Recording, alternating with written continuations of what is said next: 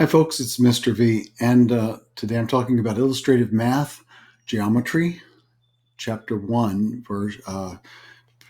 section 9, which deals with the perpendicular bisector. We've discussed in class about this fellow named John Snow and the Voronoi diagrams, where he is actually the first epidemiologist, person known as the first epidemiologist. Came in London. He was 19 years old in 1854.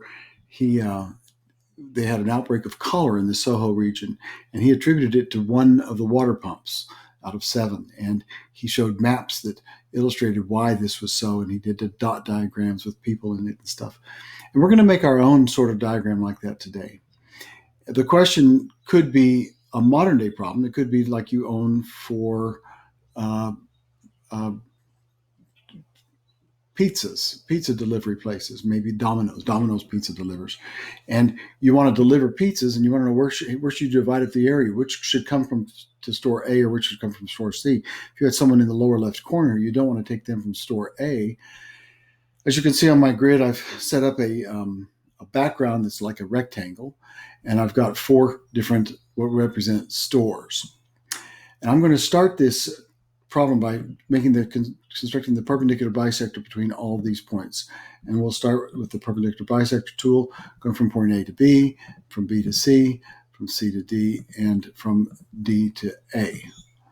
And this gets me what looks like a pretty clear-cut thing. I mean, like for instance, this part of the material is closer to A than it is to D.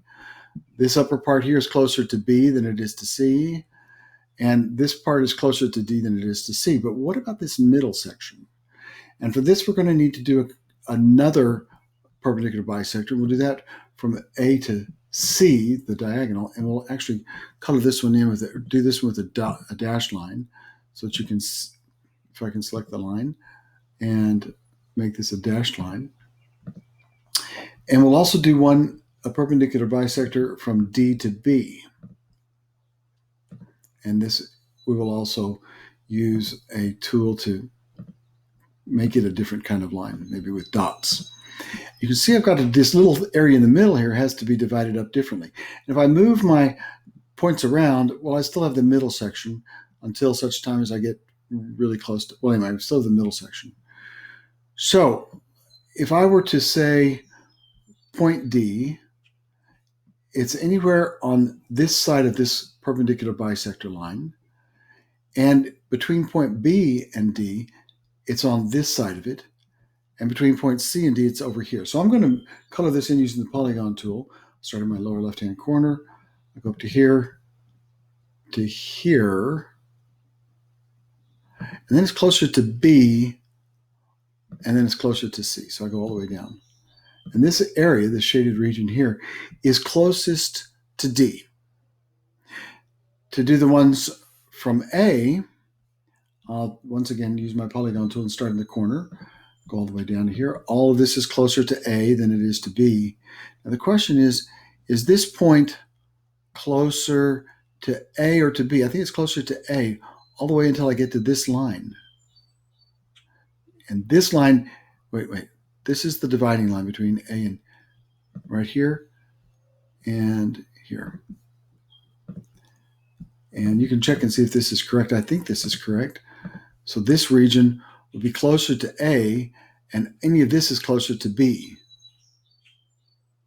So the part that's closest to C would be anywhere down on the bottom, like that. And we'll color this in red to make it look different.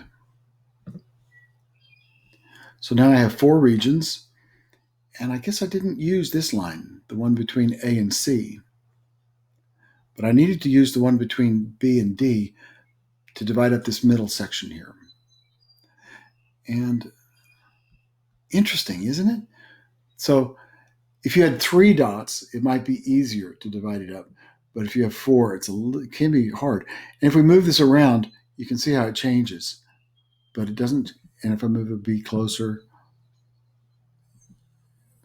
it's still closer. Until at some point it makes it to where it doesn't make sense. Like right here, it doesn't make sense. So the colors go blank. Good luck and success.